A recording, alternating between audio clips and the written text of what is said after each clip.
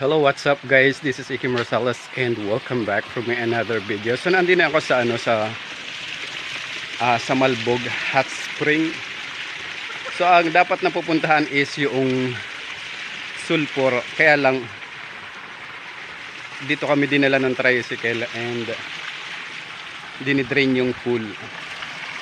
Basta pool. So ang ganda dito guys. So may entrance na 100 pesos sa adult. Tapos yun, basta yung pinakamahal 100 pesos para sa adult. Ayun, maganda. Pwede sigurong dito, mag-overnight or kasi may mga cottages dun. Pwede yata doon mag-stay. Hindi ko lang natanong doon sa caretaker or doon sa nasa counter, front desk. So nag-overheat yung aking phone.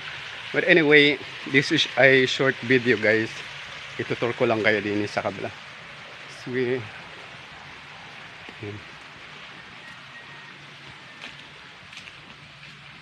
So meron silang resto store. Kaya lang parang walang laman. Tapos meron din silang bakanteng space.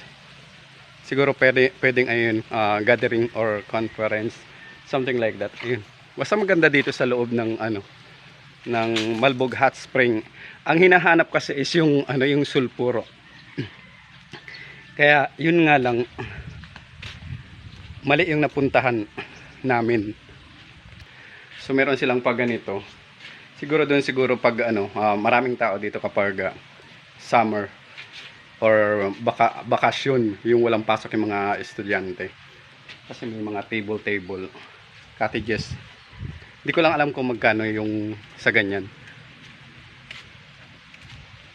So napakaganda. So walang masyadong tao din and wala, masaya. Solong-solo yung yung pool.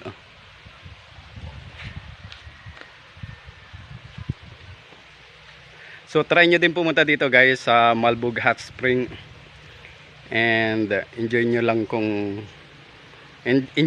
yung place. Napakaganda. Then meron silang private pool do sa kabila. Malinis yung tubig and nakaka-relax yung paligid. Very siya, greeny or maberde.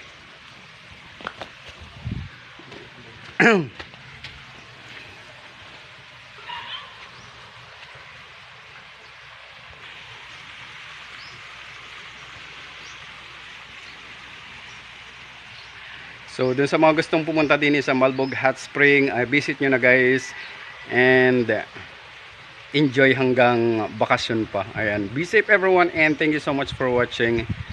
Have a good day.